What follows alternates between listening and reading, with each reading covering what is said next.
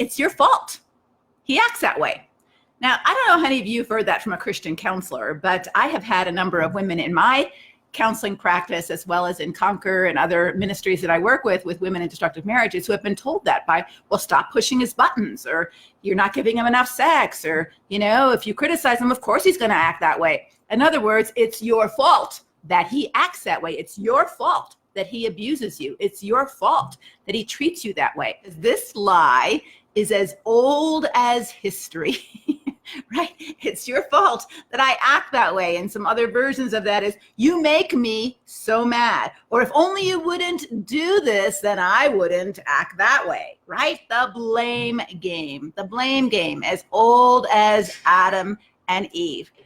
Now, I'm not going to put this totally on your husband. We all do it. We all do it. How many have you ever said to your children, you make me so mad. If you would have just listened to me, I wouldn't have resorted to screaming my head off. So it's an easy mindset to get into, but it's not the truth. So it's this belief, this entitlement that I'm entitled to my day to be perfect, to be stress-free, to have you not get in my way, to have you not bother me, to have you not disappoint me, to have you not hurt me. And if you do, well, then it's your fault that I'm not handling myself well in this stressful day, because you should have made my day wonderful, right? And that's a burden that's put on Christian women in a marriage, that somehow you've got to remove all the emotional road bumps in your husband's life. Make sure that there's no disappointments and no frustrations and no road bumps. And that was really a strong 50s and 60s teaching, but I think the underlying principles of those teachings are still there. But how we behave is really up to us. Hate's going to win or love's going to win? What's going to fill your heart when life gets yucky?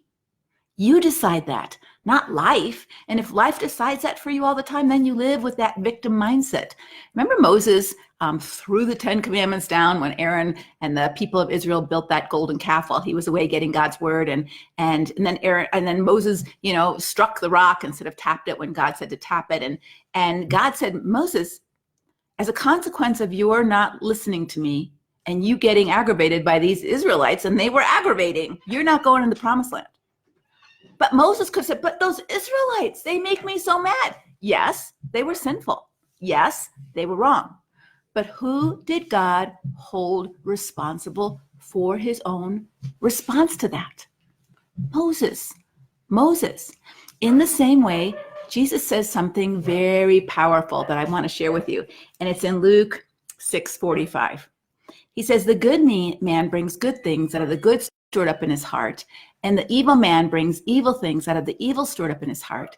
Out of the overflow of your circumstances, your mouth speaks, or out of the overflow of your heart, your mouth speaks.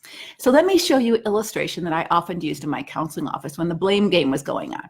I would give them this beautiful bottle of water and say, would you like a bottle of water? And sometimes they'd reach for it and say, well, wait a minute.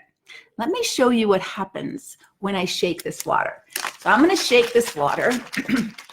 See that? I don't know if you can see the dirt on the bottom, but see all the dirty particles in there? Yeah. So you wouldn't want to drink this now. Once I shook it, you saw, ooh, it's not what it looked like. This is exactly what Jesus means when he says, when life shakes you, when your wife doesn't do what you want, when your kids don't do what you want, what's coming up out of what you're seeing now is always been there. The dirt was always there. It's just that you didn't see it until it got shook.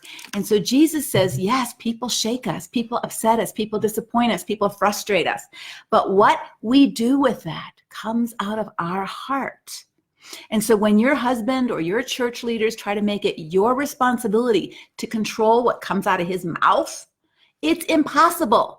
It's impossible. You can be a lovely wife, a lovely person, and people can still curse you out. I have a really good example of that. Jesus. He was a lovely, sinless person, and people still cursed him out. The Pharisees wanted to kill him. All right? It's not your fault he acts that way. So let's dig a little deeper. In our third step of the core strength, the responsibility step. Okay, I am responsible for myself, and I will be respectful toward others. What comes out of my mouth, I'll learn how to do that without dishonoring myself. Okay. So this is taking responsibility, it's taking ownership. Hey, it's not your fault. I act that way. So if your husband or you were having a problem with road rage because someone cut you off and gave you the finger, terrible, terrible, provocative, right? It upsets us. It does. And so we're so upset that we take our car and we ram it into their back end fender. And the police come and we say, well, he made me do it. It's his fault that I did this because he gave me the finger. Who's getting the ticket? Why? Because you're responsible for managing your emotions when you get upset.